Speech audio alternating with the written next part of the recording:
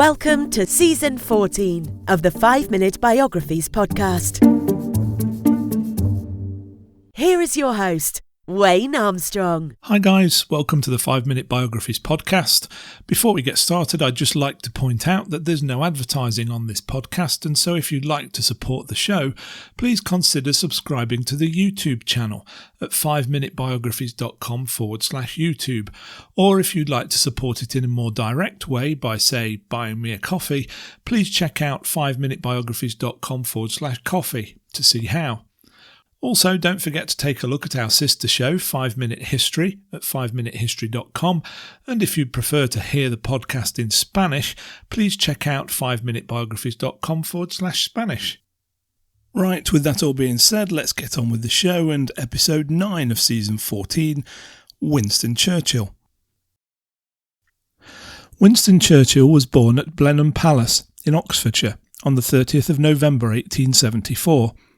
He grew up as part of Great Britain's rich aristocracy, but even with essentially unlimited resources behind him, he failed to achieve good grades at school.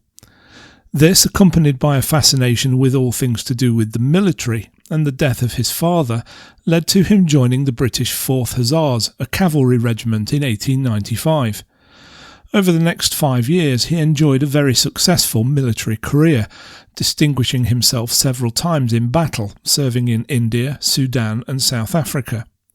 However, he resigned his commission in 1900 to concentrate on writing and politics, and in the same year, Churchill was elected as the Conservative MP for Oldham, but became disillusioned and switched to the Liberal Party in 1904. In September 1908, Churchill married Clementine Hosier. They remained married for 57 years, but his political career put a strain on the marriage, and there were also rumours of an affair with Doris Castle-Ross in the 1930s. The Churchills had 5 children. Diana was born in 1909, Randolph in May 1911, Sarah in October 1914, Marigold in November 1918 and Mary in September 1922. Unfortunately though, Marigold died in 1921 from sepsis of the throat. From 1904 and for the next 10 years, Churchill steadily climbed the ranks within the Liberal Party. In 1911 he achieved the position of First Lord of the Admiralty, which essentially made him the political and civil leader of the Royal Navy, but due to the disaster which was the Gallipoli campaign, which began in January 1915 and was his brainchild, he ended up resigning from the position. As a consequence, he decided to travel to the Western Front in order to get directly involved in the fighting during World War I, volunteering to command an infantry battalion in France.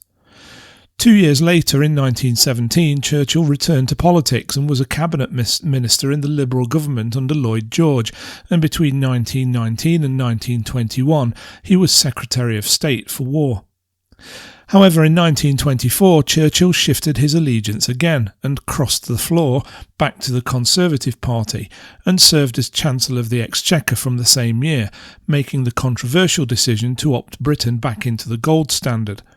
He also played a pivotal role in the defeat of the 1926 general strike. In 1929, the Conservatives lost the election and Churchill lost his seat, which resulted in him spending the next 11 years out of office, turning his attention instead to writing and making speeches.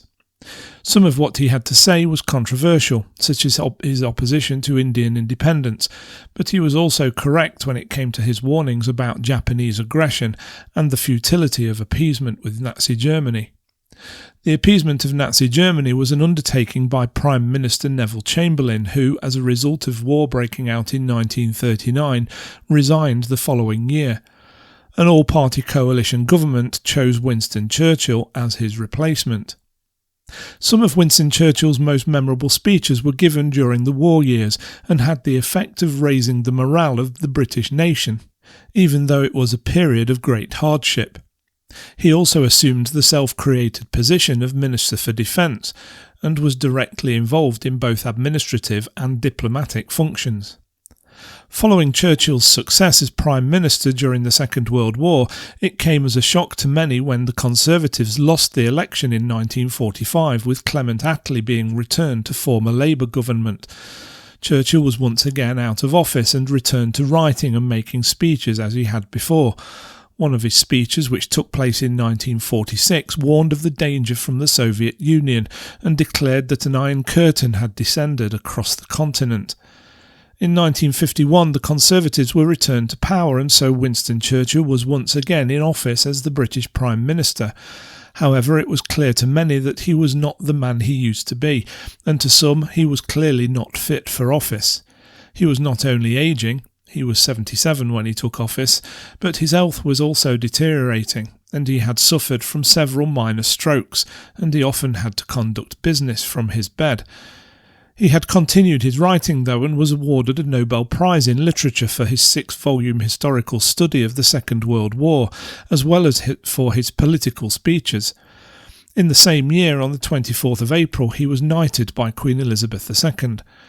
However, he failed to produce results from his diplomatic efforts to decrease the developing Cold War, and his effect on domestic policy was limited.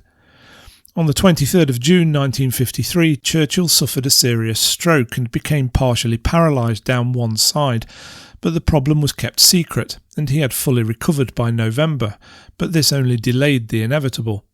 He resigned due to ill health in 1955, with the Deputy Prime Minister and Foreign Secretary Anthony Eden taking office in his place. On the 12th of January 1965, Winston Churchill suffered a final stroke and died 12 days later, the 70th anniversary of his father's death. Following in the footsteps of the Duke of Wellington in 1852 and William Gladstone in 1898, he was honoured with a state funeral. His coffin lay in state for 3 days, and the funeral ceremony was conducted at St Paul's Cathedral on the 30th of January, after which the coffin was transported by boat on the River Thames to Waterloo Station, and then by special train to his final resting place in the family plot at St Martin's Church in Blaydon, near to his birthplace at Blenheim Palace. I hope you enjoyed that episode of 5-Minute Biographies. If you would like to see some pictures to go with the words, please check out the YouTube channel at 5minutebiographies.com/YouTube. You can also support the show simply by leaving a review wherever you get your podcasts. But if you would like to support the show more directly by, say, buying me a coffee, please take a look at 5minutebiographies.com/coffee to see how. Thanks for listening, and I'll see you next time. Thanks for listening to the 5-Minute Biographies podcast at www.5minutebiographies.com.